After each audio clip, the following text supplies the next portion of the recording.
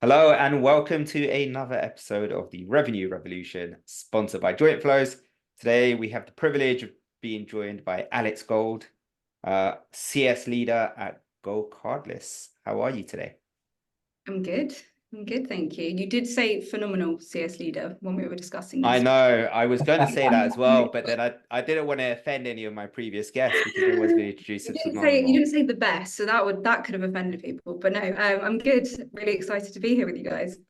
She is also phenomenal for those who don't know Alex, but Alex can tell you herself. Tell our listeners a little bit about you, who you are, and how you have got to where you are. Yeah, absolutely. So obviously Alex Gold, I've been working probably in CS for nearly a decade, if not slightly more, before I think customer success was actually even a term. So originally at a startup called E43, which is how I know you two. That's So right. only 10 years later, still going strong. And at E43, we worked as a kind of 30-person startup, grew that out. Eventually, I moved to New York to do the same, and then moved back to London just before the pandemic, and joined a similar kind of company. So managing CS there. And then about 3 years ago in April, I joined GoCardless, which is a payments company. And I look after our strategic and enterprise customer success team. And yeah, enjoying it. Amazing, amazing. I think a good place to start is someone who is so experienced within the CS space as well. As you said, it's been a decade plus since you've been here, and before perhaps the term CS was actually coined. So you've probably seen a lot of change in terms of roles and responsibilities within the CS function and where the emphasis and focus is on from a business perspective within the CS unit as well. Talk a little bit about that. What was it like in the early days, and how does it compare to, your typical CS function today? I think there's been a lot of change, and I think partly it's been driven by just the maturity of it as a function and companies starting to understand the importance, especially, I mean, certainly in recent years where retaining revenues become as if not more important than net new. I think one of the things that's been interesting for me to see, and certainly experience, is the change between customer success as just that retention piece. Whereas over sort of, I guess, the last 5+ years, there's definitely been a far greater shift to it being a revenue driving function as well. Mm. And I think what's interesting is there's still a lot of catch up there. So you speak to a lot of companies still, and they're still sort of, on the fence about what they do with customer success, what metrics they own. But by far, I'd say the most successful companies are leveraging the customer success skill set to help not just retain customers, but grow them as well. Plus, it helps from a bottom line perspective if you've got a revenue Yeah. center rather than a cost center. And I think, unfortunately, that's where maybe some customer success teams have seen the fallout in the last, year, 2 years, and where there has been possibly more increased redundancies in that area because they haven't got a revenue number against them, then it makes it quite hard to justify. Now I could obviously speak for days about why that's ridiculous, but at the end of Yeah. the day, it's a business decision. So I think the biggest shift definitely has been a more of a, not just an understanding, but a need and an encouragement for CS functions to own revenue. Mm. And ultimately, again, from my experience, they're pretty good at it. So why wouldn't you? Yeah, absolutely. I can agree more. I'm seeing that across the landscape as well. A big emphasis on driving revenue through the function as well. In terms of, I guess, the skill set that you look at, so as a leader within the CS function as well, maybe what you look for in a member of your team today versus 5 years ago, 6 years ago might be a little bit different as well. What are you looking for now? What makes that CS person that ticks those boxes? It's a good question. We only ask good questions here. Yeah, no bad questions. I mean, I guess it's going to sound obvious, but definitely someone who either has commercial acumen or at least is willing to learn. CS professionals typically, and it's why we do what we do, are very much, in the job of making people happy and saying yes and having the nice conversations. And so when you ask people to then jump into a commercial conversation, it doesn't always feel comfortable for everyone. And I mean, I remember in the earliest days, and even still now, there's the whole notion of like, sales are the bad cop and CS are the good cop. And so, you don't necessarily want to be having those more difficult conversations when they happen. But the reality is, you have to take the good with the bad. And so if you're going to be involved in driving upsell and having those wins, you've also got to be able to, have the more challenging conversations. So for me, definitely someone with either commercial experience or at least a willingness, and to some degree, the confidence to be able to have those kind of conversations. Outside of that, quite honestly, again, for me, it's just more about a sense of willing and proactivity. CS as a function is a really odd one because you basically wear tons of hats. And so you can't expect every applicant to be good at every single thing. So you want to find a good balance in the team. So for me, if I'm hiring, that might also shape what I'm looking for. So if I've got a lot of very maybe technically strong CSMs, I might be more focused on bringing in a commercial CSM or vice versa. Makes Alex, sense. I think I've heard, if I've not misunderstood, but you were saying that CS should be commissioned and own a revenue target. Is that right? Yeah. Nice, because I'm on the same wavelength as you, and I see a lot of debates around who owns what, who's commissioned, who's not. Is it an account management thing, or is it customer success, or is it sales that's coming in and then to just essentially take the order? Like what should it look like from your point of view? So from my point of view, This is going to divide the nation. yeah, I know. These type of questions. That's where we lose half the audience. Hi everyone. So to some degree, I'm in a slightly unique position, which is that even in the earliest days, I'm pretty sure we still had some compensation around revenue, which was probably extremely unique at the time. So I've always been used to having some kind of revenue target. But I think the key difference is, to your point, is like how you set that up. So I've been in companies where, everything post-sales is owned by CS. I've been in companies where majority of it's owned by sales, and I've also been where it's a hybrid.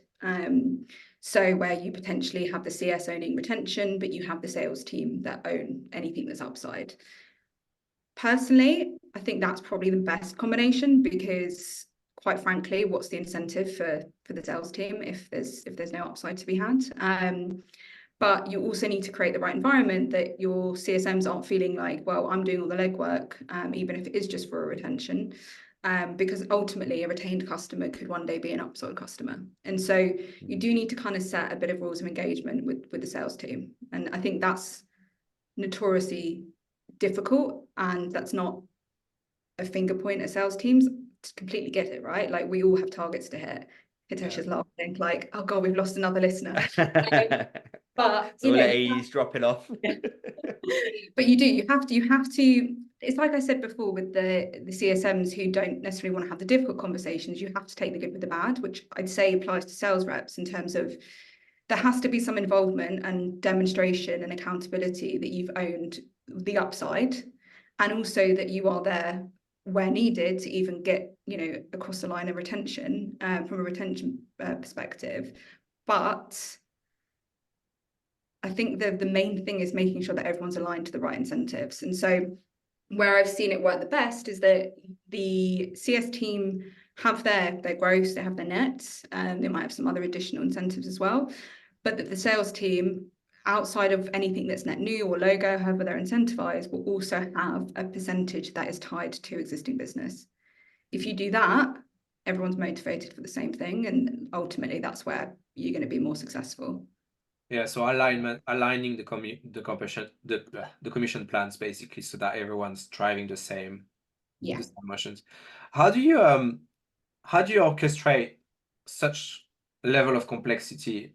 Because you obviously have a client to deal with, and it's complex enough just to navigate what these guys have to go through in order for you to then make them successful.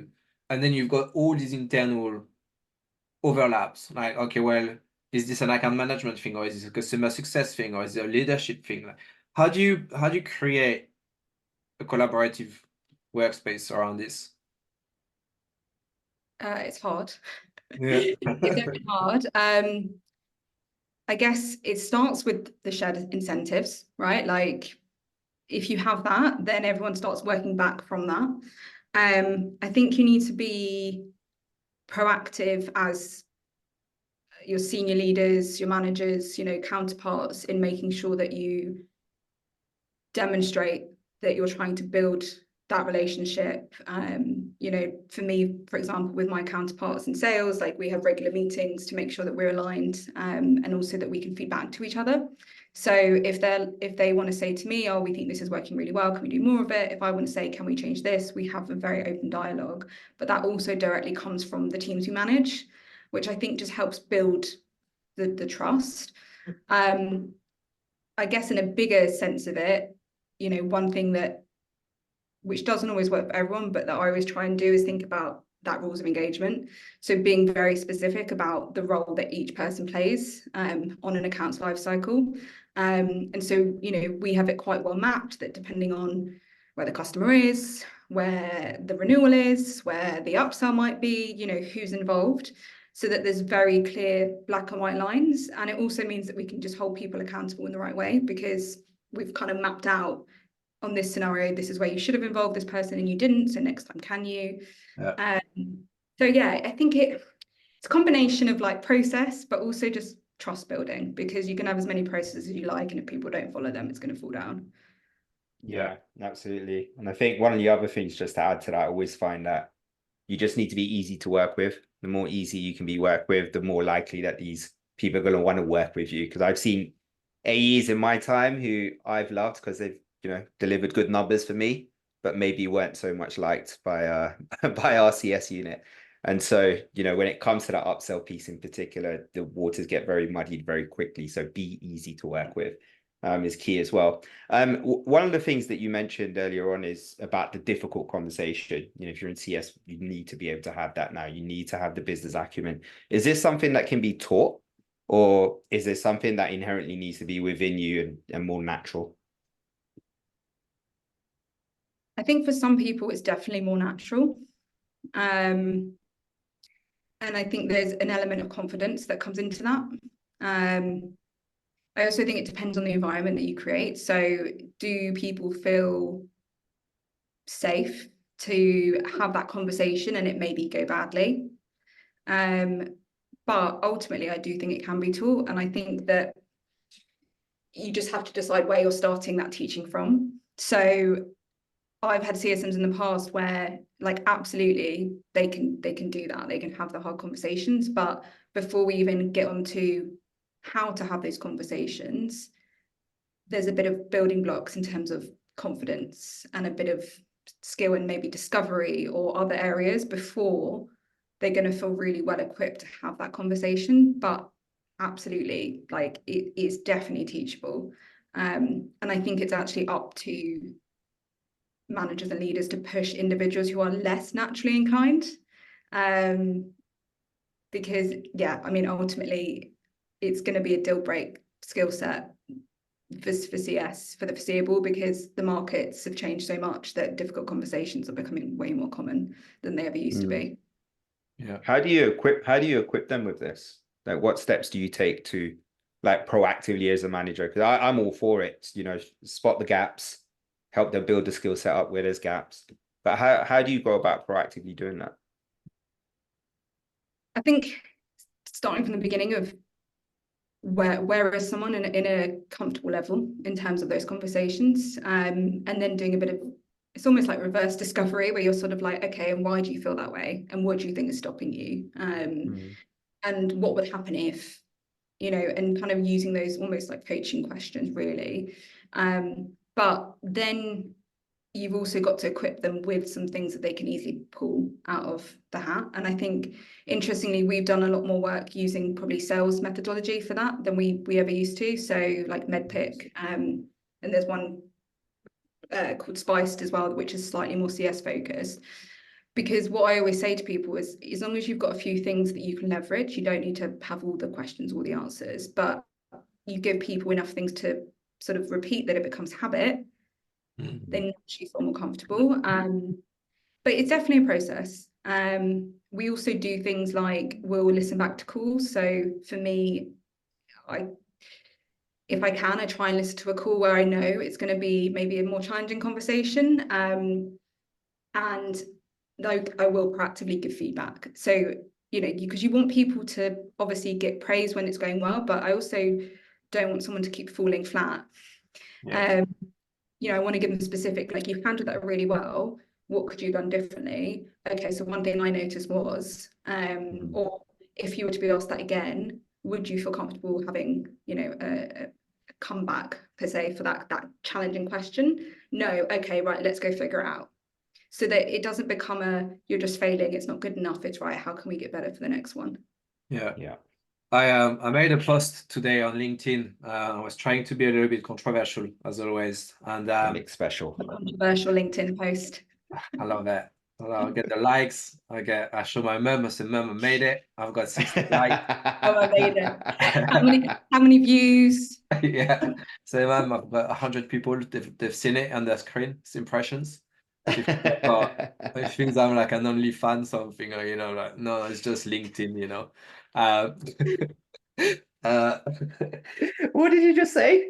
Yeah, no, I think you mentioned OnlyFans. yeah, she thinks I'm big because I get paid for it. I don't. It's LinkedIn. It's not OnlyFans. Imagine if we got paid for LinkedIn engagement. That would incentivize me more. Yeah, Oh, yeah. I agree. I don't think I would make a lot of money, but I think it would be. Try. Yeah. Otherwise you'll revert to OnlyFans, right, Mick? Yes, this is right, Alex. I will share my link in a minute. But anyway, We just lost the final listener. Goodbye, everyone. So I was being controversial on LinkedIn and unprofessional, and I was speaking about equipment for customer success teams in terms of technological equipment. And I did a market research, and I was looking at the typical return on investment from these CS platforms, the time it takes to set up, the time it takes to investigate those platforms, and basically from the moment you investigate a CS platform all the way through getting the ROI, there's about 18 months to get there. So I wanted to get your view, Alex, on how equipped do you feel the CS function is technologically to do their job better? And then we can go back to OnlyFans. We'll keep that in the back pocket in case we run out of conversation points.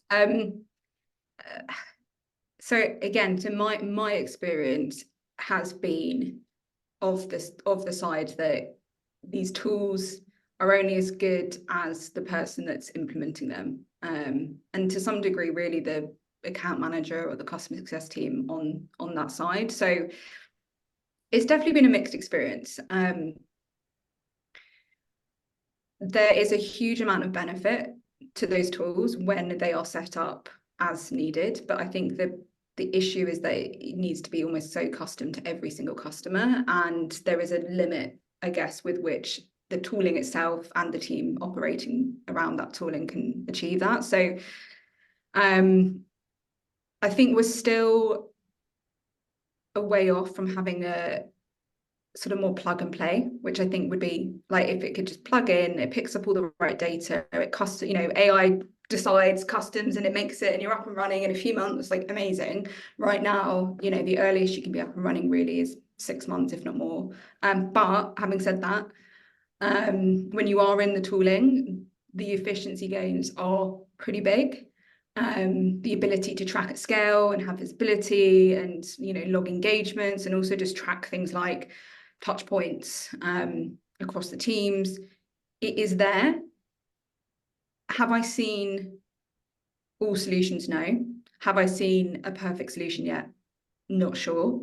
But I have absolutely no doubt that market will continue to grow. I mean, I think it's going to grow, but also they're probably going to see a lot of consolidation. Like I think recently, Catalyst and Tatango, two of the biggies, have sort of merged. So I'm assuming they're probably trying to rival Gainsight. which is probably the sort of biggest, most well-known tool. So I think what's probably going to happen is, in order to get to that perfect state, there's probably going to be a lot of mergers. So we'll see. We'll see. I'm still hoping that we have that kind of view. It's crazy. Like, I didn't want to drop names, but now we are here. We're just gonna go with it. Was I not meant to? It's just gonna do it anyway. It's public. It's public. It's not traders' secrets by hey, this is happening. It's very difficult because, like, the new logo teams, they're on the opposite of the spectrum, where they have too many pieces of tech doing very similar things. So when you speak about consolidation on the new logo side, it's very much about trying to get rid of those overlaps. And even if you don't get 100% of your use case, maybe you can, get rid of one software and still have 90% or 80% of the use case done by a combination of the two. But from a customer success viewpoint, it doesn't feel like there's that many different softwares you can use, either standalone or in combination, to get to a point where you get the data. So you end up doing things manually. You use Tableau to plug in reports. You use these kind of things that are trying to consolidate and aggregate the data. Where should you start as a CS leader to get a nice dashboard of all the important things, and what should be the reports within this dashboard? That's a big question. I mean, this is going to sound really obvious, but there's no point having any of that until you have decent data to begin with, which I think could be a whole topic in and of itself. I guess there's not really a one size fits all, but I'm probably linking it back to the metric piece. The dashboard has to show you indicators, both leading and lagging, that are somehow impacting those metrics you care about, whether or not you're comped on it. So I think that's the key thing, is there's no point building out a dashboard for the sake of it. You've got to go, is the information in here showing me something that's of value, whether it's simply for forecasting and tracking, or is it showing me, for example, user engagement is down, customer, maybe like NPS scores have gone down, there is maybe some health score issues, or is it that I'm looking at purely when renewals are, but not just looking at when renewals are, like, do they have certain elements of those renewals that I need to be aware of earlier? For example, do they have a break clause? So I think when you are building out anything from a reporting standpoint, the whole point is you almost need to go from that, like, top down. So what are the metrics ultimately I care about, and what sort of information is going to help me make those decisions as to whether we're doing the right things or the wrong things? Yeah. There's always a debate around, is the AU the right metric now? Is the EM, is like all these things, is the leading indicator you need to look for? Is it lagging indicators? I'm not an expert on this, but I see. Yeah. Absolutely. Yeah, I love having people from CS on the podcast, because we just talk about different topics that we typically wouldn't touch with our other guests.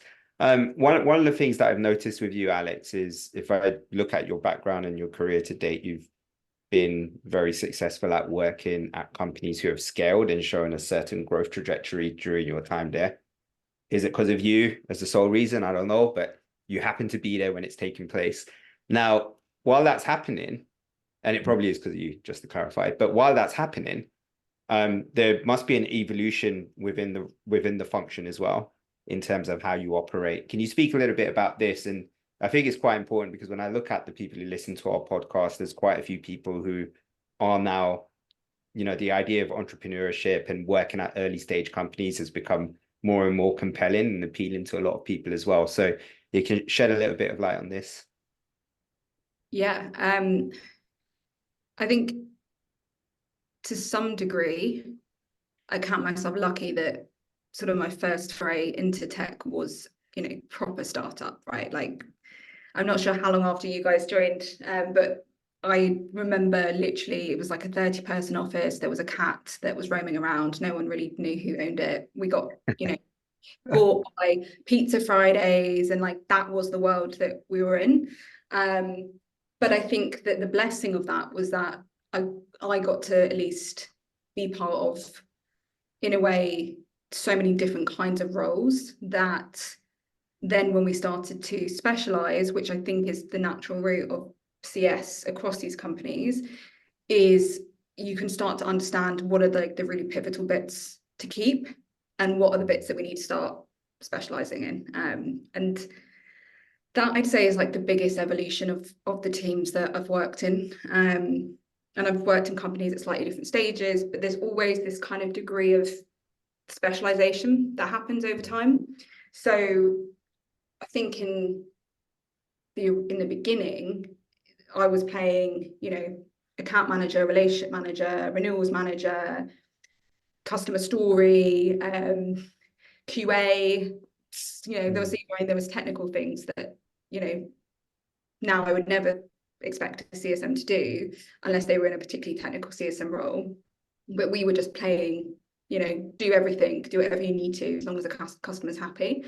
And then eventually you build on, well, actually, let's build out maybe a professional services team. So they are predominantly looking at the implementation, the onboarding, let them kind of be specialists from a technical standpoint.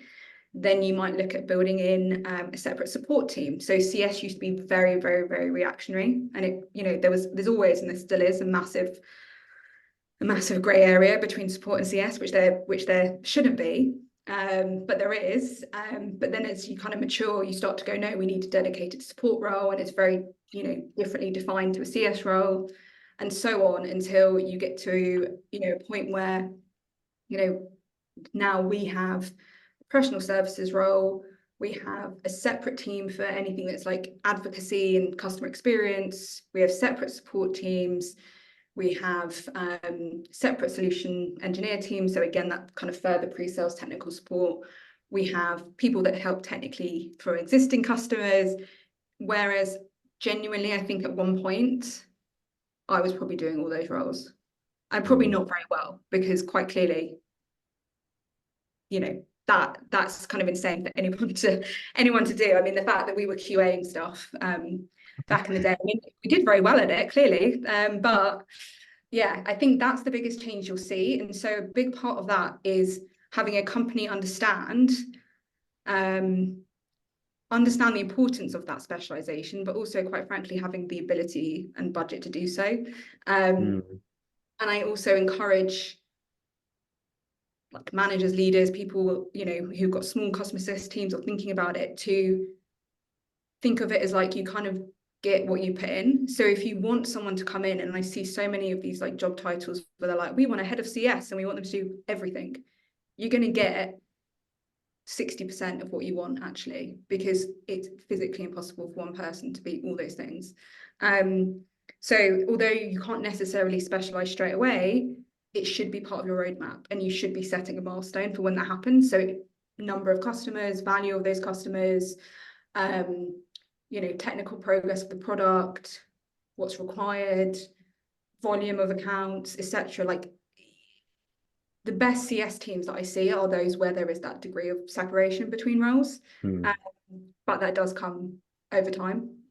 So it's more about planning for it if you can't do it today. When it works brilliantly.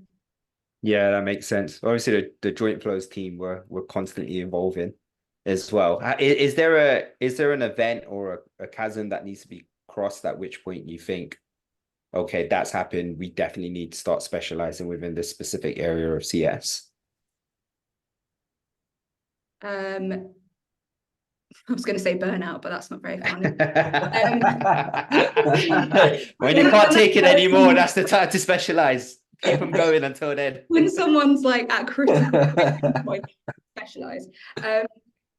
Well, I guess I kind of alluded to it, but it will depend on the company. Is you definitely should be looking at, your medium to long-term plan around what's your pipeline looking at, what's your close rate like, and therefore what volume and scale of customers are coming through.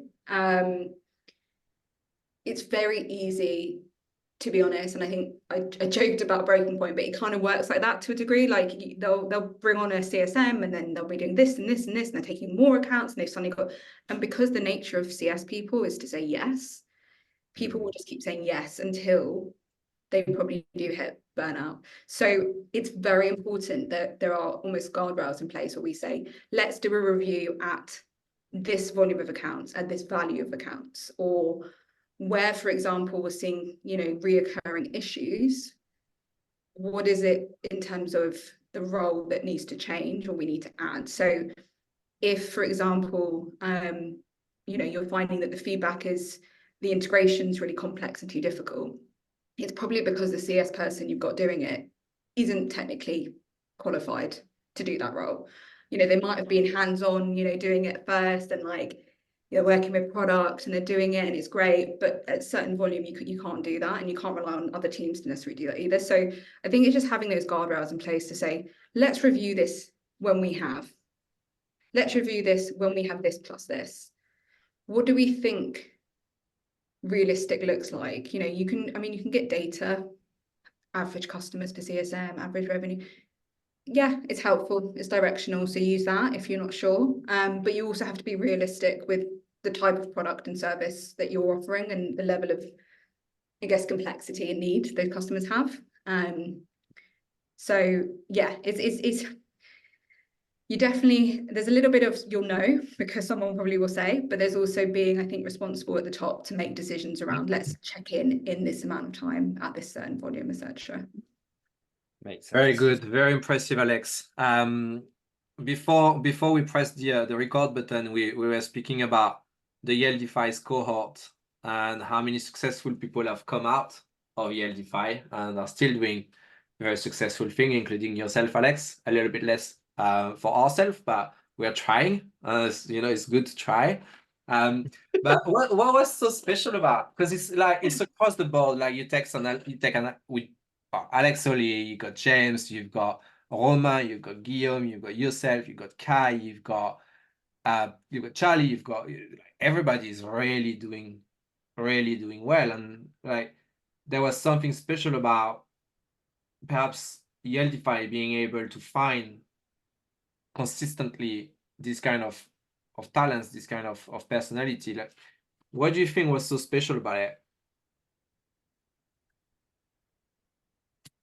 I think, first and foremost, I think the fact that we were really in startup mode for a long time, and I think that allowed everyone, even when we kind of moved into more scale up and we obviously had multiple offices, there was still a degree of autonomy between everyone, and I think we all were very hands-on. So we all learned more about running a business and how teams operate and things that other teams care about in a way that you may not get in a massive listed company or sort of a company where the lines are very tightly drawn. So I think first of all it's just the fact that we have so much exposure to so much, and I think that's really enabled all of us to leverage that in whatever path we've taken. And I think the other piece of it is, quite frankly, is the network that was and is Yieldify. We're all still in the right way leveraging. There's a really lovely openness to whether you're someone who's still in touch with me or someone I've not spoken to for a while.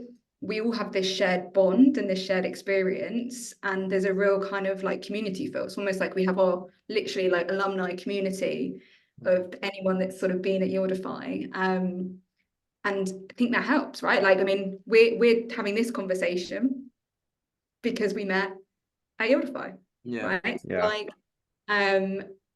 Yeah. I think that's it. And I think it's that there's a real openness to helping each other and, providing advice, providing intros, doing whatever we can, because I think we all believe that everyone at Yieldify and, obviously other companies as well, but I think we all feel like it was quite a special experience and we want to continue supporting each other. And seeing everyone being successful for me has been a joy to watch, and seeing what you guys are doing is amazing. And for me, it's a pleasure to be a part of it. So I think that's kind of what's kept that going with that network.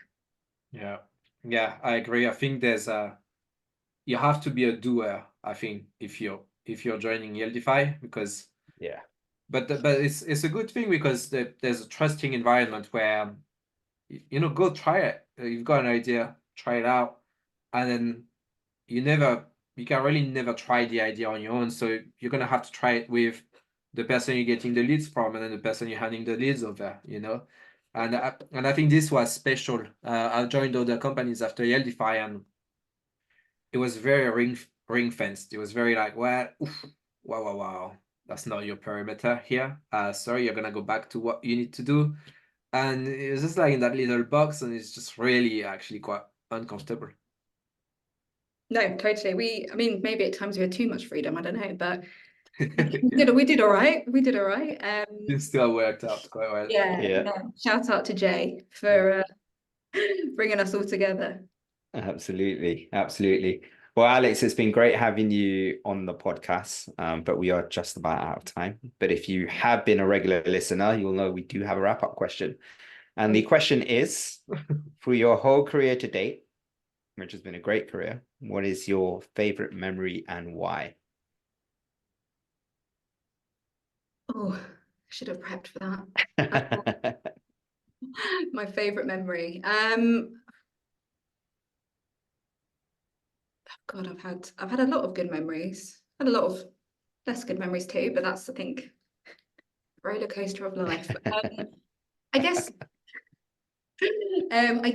one which stands out for me would be obviously the opportunity to move to New York, and the couple of years I spent there. So apart from obviously a work perspective, which it was a massive learning curve, very different culture. I also went from, head office to satellite office, dealing with different time zones, all of those things, which was an amazing learning experience. But I think just even probably selfishly, having the opportunity to be, independent in another city, and building a life there, which I did, and I loved it.